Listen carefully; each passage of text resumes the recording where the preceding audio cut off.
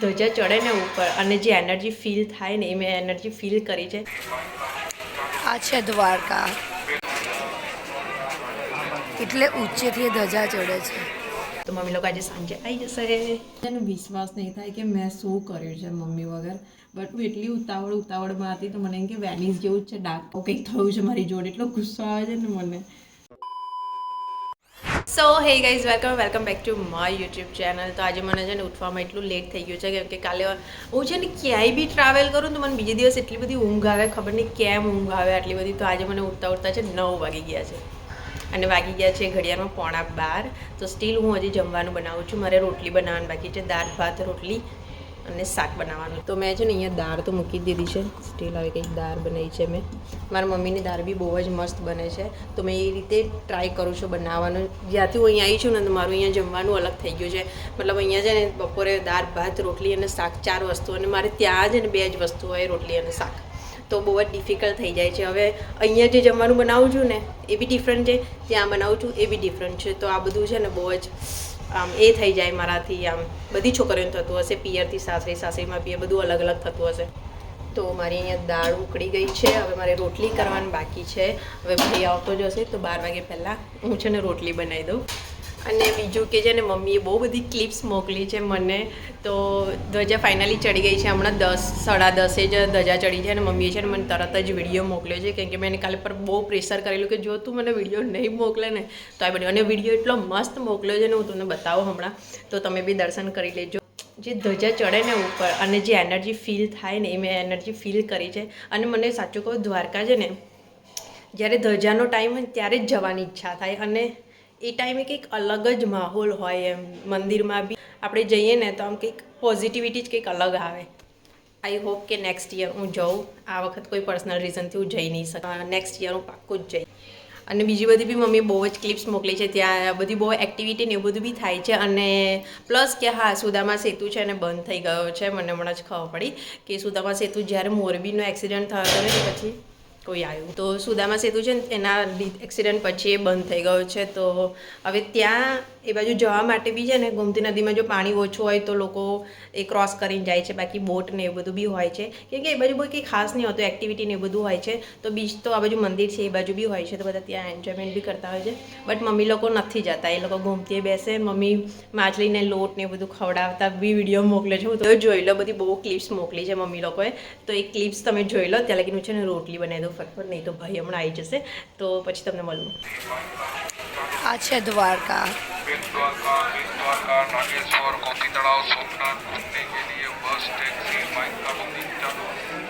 ભીડ તો જોઈ રહ્યા છો, જો સ્ટાર્ટિંગ છે. પેલી ધજા ચડે છે, પેલો ભાઈ ઉપર છે, જો દેખાય છે.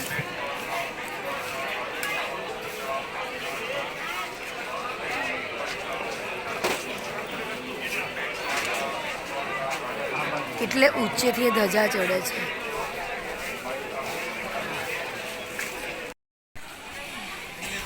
આપણે સેતુ બીચ પર જઈએ છીએ, પણ ઓલરેડી એ બીચ બંધ છે. મોરબીનો બીચનું જે થયું હતું ઇશ્યુ, એટલે એના લીધે બધા બીચ બંધ છે અહીં આગળ. એટલે હું બહારથી જ તમને બતાવીશ આ રીતનું હોય છે બધું. આ ગમતી છે. અહીંયા બધા જો આવી રીતે કંઈક નાય છે. અહીંયા નીચે માછલી બી છે. મમ્મી લોટ લેવા ગઈ છે, એ આવે જ છે. હું બતાવીશ તમને.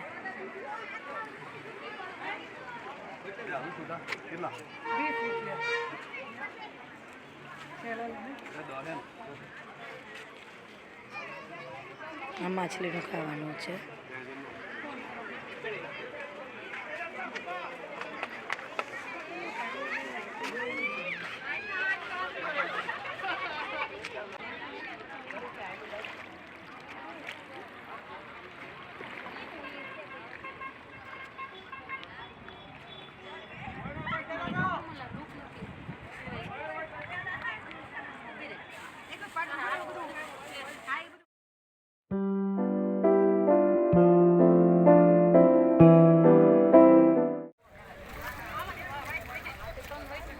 પપ્પાનું તો મોડું ઓલવેઝ આવું જ હોય છે. આ સુદામા બીચ બંધ થઈ ગયું એનું છે બધું.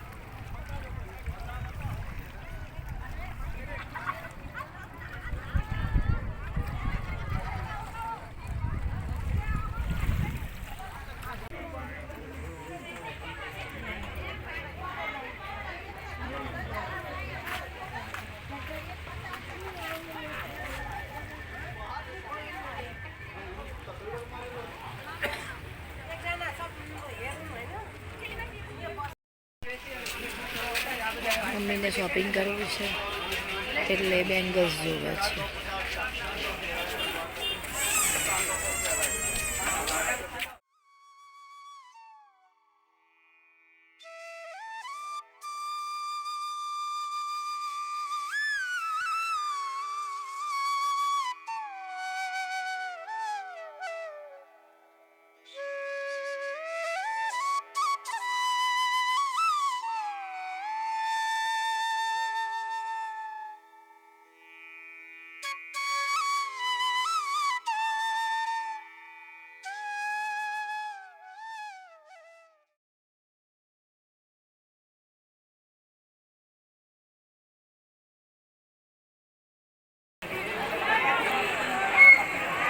બોલો દ્વારિકાધીશ જય.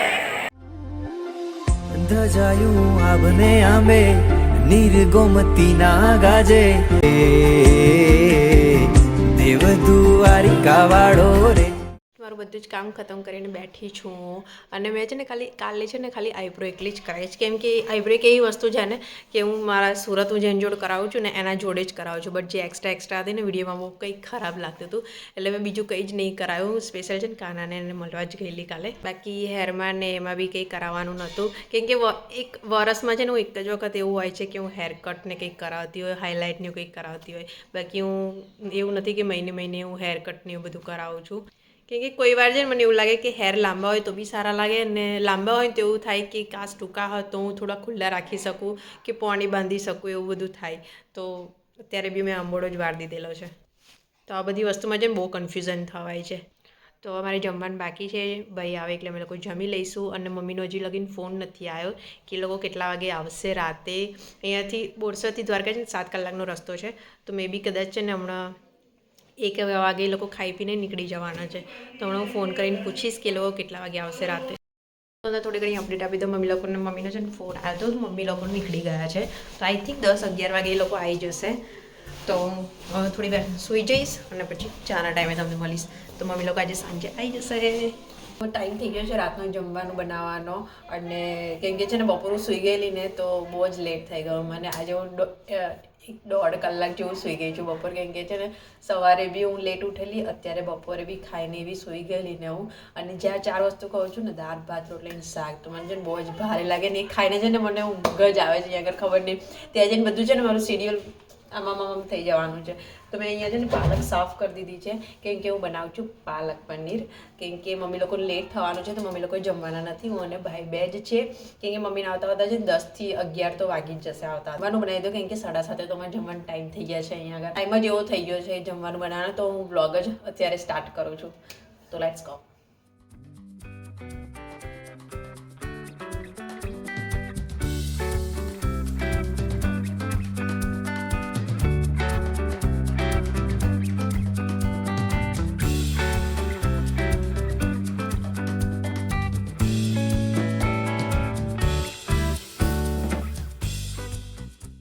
પાલક થઈ ગઈ છે, અહીંયા ડુંગળી મેં શેકવા મૂકી દીધી છે.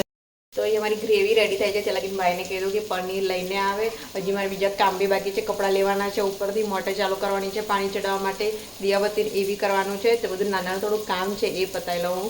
અને પ્લસ પાણી જતું રહ્યું છે, તો વાસણ મારે એવા નિવાર રહ્યા છે. અહીંયા આગળ તો પાણી આવશે પછી કામ થશે. અને લાઇટ જતી રહે તો પાણી બી જતું રહે, જે ચાલુ પાણી આવતું હોય ને ગામમાંથી એ જતું રહે. તો એ બધું થોડું કામ બાકી છે. ત્યાં લગીને અહીંયા મારી ગ્રેવી બી થઈ જશે. હું છે ને આમાં ટામેટું નથી નાખતી, અમુક લોકો છે ને ટામેટું બી નાખે છે, બટ હું આમાં ટામેટું પ્રિફર નથી કરતી. પછી છે ને બહુ ખટાશ લાગે છે, એટલે અમે લોકો છે ને ખાલી ડુંગળીનો જ ગ્રેવી બનાવીએ છીએ આમાં. તો બધું કામ ખતમ કરી લો અને પછી તમને મળું.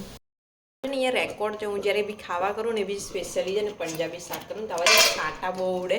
તો જો લાસ્ટ ટાઈમ બી મારી છે ને મેં ટી-શર્ટ ખરાબ કરી પાછું ઉપર બધું. તો આ વખત બી હજી તો મેં ઢાંકણું ખોલ્યું અને અહીંયા જો બધી જ જગ્યાએ છાંટા થઈ ગયા છે. તો આમાં છે ને ટી-શર્ટ ચેન્જ કર્યું. લાસ્ટ ટાઈમ તો છે ને મમ્મી હતી તો એને ફટફટ ડાઘા કાઢી નાખેલા, બટ આજે ખબર નહીં હું શું કરીશ, તો હું ચેન્જ કરી લઉં પહેલાં. મને છે ને વિશ્વાસ નહીં થાય કે મેં શું કર્યું છે મમ્મી વગર.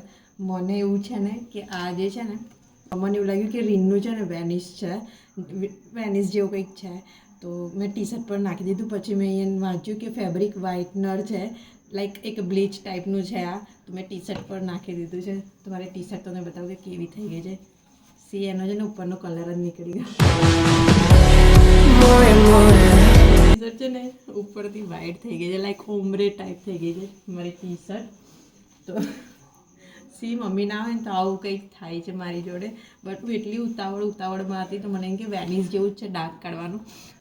ઉતાવળા કામ છે ને શેતાન ના હોય ઓલવેઝ, તો મારી જોડે બી એવું કંઈક થયું છે. બટ આ ટી શર્ટને હું છે ને ટાઈ ડાઈ કરી દઈશ હવે. તો કાલે સવારે જોઈશું કે ટી શર્ટ કેવી થાય છે. હમણાં છે ને હું ટાઈ ડાઈ થોડું કરી, મેં પહેલાં છે ને બહુ હેક યુઝ કર્યો છે ટાઈ ડાઈનો, તો હવે એ ટી શર્ટ એ કામમાં આવશે. તો કાલે સવારે જોઈશું કે ટી શર્ટ કેવી થાય છે એમ. મેં થોડું બ્લીચ નાખી દીધું છે બધે, તો હવે આને કાલે સવારે જોઈશું. બધું જ ચક્કર છે ને શાકના ચક્કરમાં થયું છે. અને સી તમારે છે ને જલ્દબાજીમાં શાક બી બંધ કરવું પડ્યું. તો ઓલમોસ્ટ રેડી છે. હવે ભાઈ પનીર લઈને આવે એટલે હું ધર દો. અને મારું પ્લેટફોર્મ છે ને આખું જ ગંદુ થઈ ગયું છે, તો બધું સાફ કરીને પછી તમને મળું.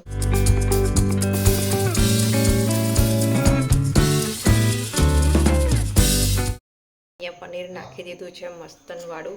અમારી બેન વધારે છે ને ક્વોન્ટિટી વધારે થઈ ગઈ, પનીર નાખે તો બી ક્વોન્ટિટી વધી જાય છે. A few inches later. તો મારું જમવાનું પતી ગયું છે. અહીંયા પ્લેટફોર્મને બધું સાફ કરી દીધું છે. વ્હાઇટ ટાઇલ્સ છે ને બિલકુલ બી કિચનમાં નહીં નખાવાની. આજે જે થયું ને ડાઘા બહુ જ પડી જાય છે. તો મારા મમ્મીને બહુ શોખ હતો આવું છે ને કરાવવાનું, તો એને અમારા મેરેજ પછી બધું કરાવ્યું છે.